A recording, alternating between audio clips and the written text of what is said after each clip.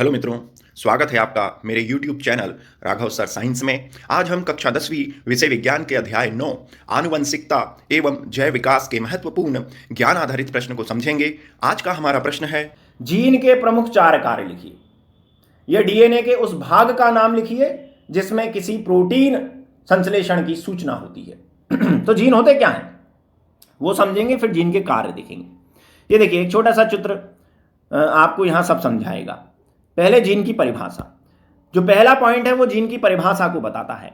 Gene DNA के वे भाग हैं जिन पर आनुवांशिक संकेत लिखे होते हैं तथा जो प्रोटीन संश्लेषण के द्वारा लक्षणों की अभिव्यक्ति करते हैं। डीएनए के उन खंडों को हम जीन कहते हैं। ये देखिए, ये कोशिका के अंदर केंद्रक के अंदर गुणसूत्र बना है डीएनए से, और डीएनए के वे खंड, पूरा डीएनए नहीं, डीएनए का वह टुकड़ा, डीएनए का वह भाग जिस पर प्रोटीन को बनाने वाला संकेत लिखा हुआ है, यही प्रोटीन आगे चलकर लक्षण में बदल जाता है। तो वास्तव में जीन है क्या? जीन डीएनए पर मिलने वाला एक छोटा सा खंड है डीएनए का, जिस पर प्रोटीन संश्लेषण या लक्षण लिखे हुए रहते हैं और जो एक पीढ़ी से दूसरी पीढ़ी में जा सकता है, जीन्स कहलाता है। तो जीन्स वास्तव में वंशागतिकी की इकाई है, यही लक्षणों का निर्धारण करने वाली संरचना है। तो ये हुआ हमारा परिभाषा। कोशिका विभाजन के लिए जीनों में स्वद्विगुणन होता है। ये देखिए, एक चित्र आपको स्वद्विगुणन समझा देगा। यहां पर ये जीन अर्थात एक विशिष्ट डीएनए खंड है। ये एक कोशिका, पहले इसने स्वद्विगुणन करा तो ये देखिए पहली पीढ़ी में पहुंच गया। फिर इसने स्वद्विगुणन करा, अपनी प्रतिलिपि बनाई, अपने जैसा ही एक और डीएनए या जीन बनाया, तो फिर उसके बाद ये नई F2 पीढ़ी में पहुंच गया। तो जनक से स्वद्विगुणन करके लगातार ये डीएनए खंड या जीन नई पीढ़ियों में पहुंचते रहते हैं, तभी तो लक्षण भी अगली पीढ़ी में जाता रहता है। ये हुआ हमारा जीन का अगला कार्य। तो आनुवंशिक सूचनाओं को ये स्वद्विगुणन द्वारा एक पीढ़ी से दूसरी पीढ़ी में ले जाते हैं। जीन द्वारा आरएनए और प्रोटीन का निर्माण होता है। ये देखिए, ये कोशिका है पूरी, ये पूरी यहां पर दिखाई दे रही है, ये कोशिका है। ये सारी क्रिया कोशिका के अंदर हो रही है। ये कोशिका का केंद्रक है। केंद्रक के अंदर गुणसूत्र और गुणसूत्रों पर डीएनए है। अब ये डीएनए थोड़ी बाहर आता है। डीएनए पर पहले एमआरएनए बनता है, फिर ये एमआरएनए केंद्रक से बाहर कोशिका द्रव में आता है और राइबोसोम से जुड़कर, ये राइबोसोम है, ये राइबोसोम से जुड़कर प्रोटीन बनाता है। यही प्रोटीन फिर लक्षण को व्यक्त करते हैं।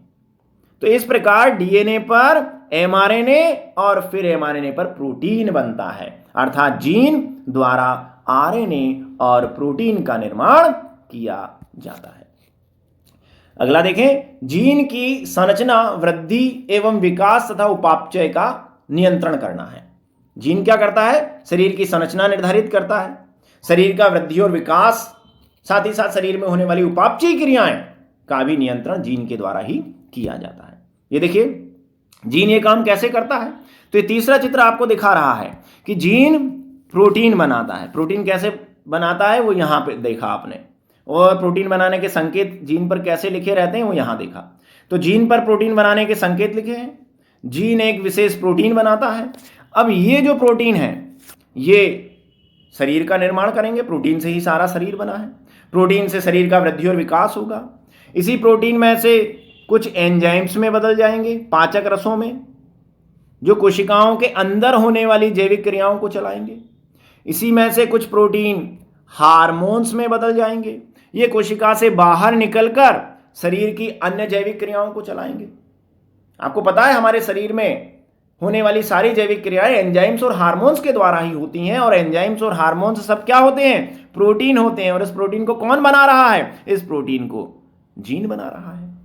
तो इस प्रकार जीन प्रोटीन बनाकर शरीर की संरचना, शरीर का वृद्धि और विकास तथा शरीर में होने वाली सारी जैविक क्रियाओं पर नियंत्रण रखते हैं। जीन लैंगिक प्रजनन के समय जीन विनिमय द्वारा विभिन्नताएं उत्पन्न करते हैं। ये देखिए, यहां दिखाया गया है लैंगिक प्रजनन के समय, अर्धसूत्री विभाजन के दौरान। ये देखिए, गुणसूत्रों के मध्य जीन की अदला बदली हो जाती है। यहाँ दिखाया जा रहा है, ये पूरी तरह नीला जीन है, ये लाल जीन है, ये दोनों एक जैसे गुणसूत्र हैं, इन्हें समजात कहते हैं। फिर देखिए इनके नॉन सिस्टर क्रोमेटिड खंडों के मध्य अदला बदली हो गई जीन्स की। इसके लाल वाले के कुछ जीन्स नीले वाले में आ गए, नीले वाले गुणसूत्र के कुछ जीन्स लाल में चले गए। तो इस प्रकार युग्मक निर्माण के समय जीन्स जीन विनिमय करते हैं और जीन विनिमय करके नई संतानों में विभिन्नताएं पैदा होती हैं जो उन्हें जिंदा रखने में मदद करती हैं। तो इस प्रकार जीन लैंगिक प्रजनन द्वारा विभिन्नताओं को जन्म देते हैं। ये विभिन्नताएं संतानों के जिंदा रहने में मदद करती हैं। साथ ही साथ कभी कभी ये जीन बहुत ज़्यादा उत्परिवर्तित हो जाते हैं। जीन्स का अचानक बदल जाना, जीन्स की पूरी संरचना बदल जाना, जीन्स जिस डीएनए से बना है उस डीएनए पर न्यूक्लियोटाइड के क्रम का बदल जाना, अर्थात जीन्स अगर बहुत ज़्यादा बदल जाए तो उसे उत्परिवर्तन कहते हैं। और इस उत्परिवर्तन के कारण पता है एकदम नए लक्षण देखने को मिलते हैं, बिल्कुल अलग, जनक से अलग। और इस प्रकार एक नया जीव बन जाता है और जब वो जीव प्रजनन करता है तो एक नई जाति जन्म ले लेती है और इस प्रकार पृथ्वी पर जैव विविधता देखने को मिलती है, नए नए प्रकार के पौधे और जंतु देखने को मिलते हैं।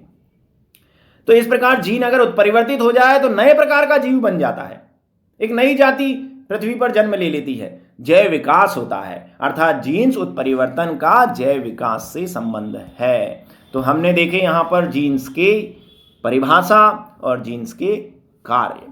उम्मीद है यह वीडियो आपको पसंद आया होगा। इसे अधिक से अधिक लाइक तथा शेयर कीजिए एवं ऐसे ही अन्य शिक्षास्पद वीडियो को देखने के लिए मेरे चैनल को सब्सक्राइब कीजिए। बहुत बहुत धन्यवाद।